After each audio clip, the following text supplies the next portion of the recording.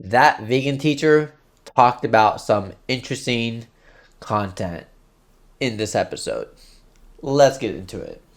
So what happens in this procedure is that the baby is tied up and the doctor removes a part of the baby. And this is an example of what happens here. So this is not okay for us to do to any. Yeah, you see where we're going with this. I'm making this fully PG, by the way, so anyone's allowed to watch this.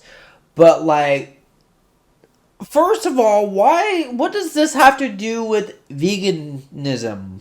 Like, why would you live stream about this content and relate to veganism? You know what? I watched like the full video of it, and then she never answered the question on her live stream. So You have to be over 18 to come in on TikTok Live. Okay? It's just the rules. It's not me that's making up the rules. It just is the rules.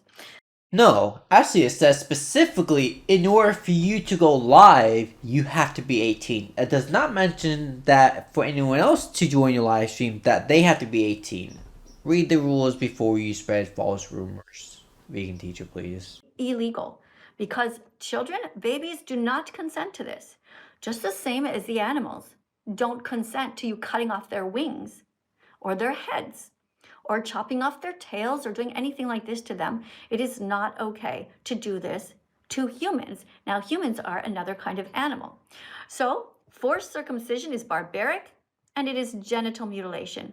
You are literally comparing two different things: humans versus animals. Yes, technically we are considered in the animal kingdom, but we have a conscience, we can think for ourselves, and we can do more stuff that is productive in the society of the animal kingdom. So comparing us to what like animals go through is not the same. Stop trying to put us in the same category as the animals. They're not the same. And these children often grow up very angry because they have had something removed from them. And they never got the consent, the doctors never got the consent of the baby. And the parents, mom and dad, should not be allowed to tell a doctor, hey, go ahead and cut off this perfectly fine and healthy part of my son's body. So she is right about children being more angry, but not because of the procedure being done. It is more psychological, and there are some articles here that actually explain more in detail if you guys would like to look it up yourselves. I personally have not read these articles, but they have nothing to do as to what she is talking about. So, vegan teacher, again, when you're making these claims, look up the information and share the correct knowledge instead of spreading false information as to why kids are angry. Getting their baby circumcised from birth. Do you know that some babies actually die from this? Yeah, they can sometimes okay. They go into shock, they bleed to death. It's extremely traumatic. Now, I as a nurse saw this being done. Circumcision death rate of a baby is 1 in 49,000, which is 0.002% of a chance that baby will die. You know what chance of you getting cancer is? 1 in 5, 1 in 4. Depends on what type of cancer, depends on different factors that have, to deal with cancer. There we go. We should be more worried about cancer than we should be worried about this. Because it's so little that it's almost negligible in our overall death rate in the world. There we go.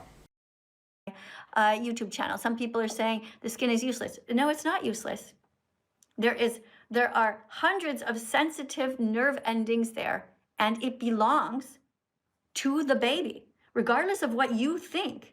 I found this off Mayo Clinic, which is a reputable place to look up for some medical information. And yeah, it actually kind of is useless in the end.